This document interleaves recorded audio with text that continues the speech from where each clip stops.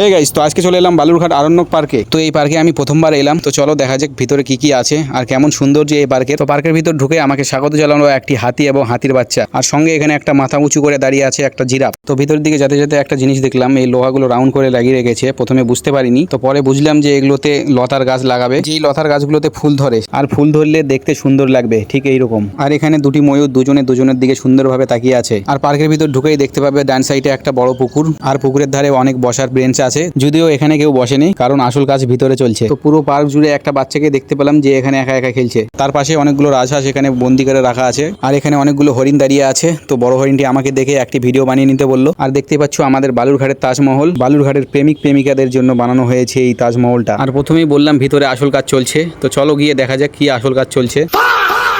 আর দেখতেই পাচ্ছেন কি আসল কাজ চলছে, যদিও দোষটা তাদের না, দোষটা আমারই। আমি ভিডিও বানাতে এসেছি, পার্কে প্রেমিক প্রেমিকারা একটু গল্প তো করবেই। আরে আরে অক্সিজেন নিতে কষ্ট হচ্ছে মনে হয়, তাই অক্সিজেন দিচ্ছে।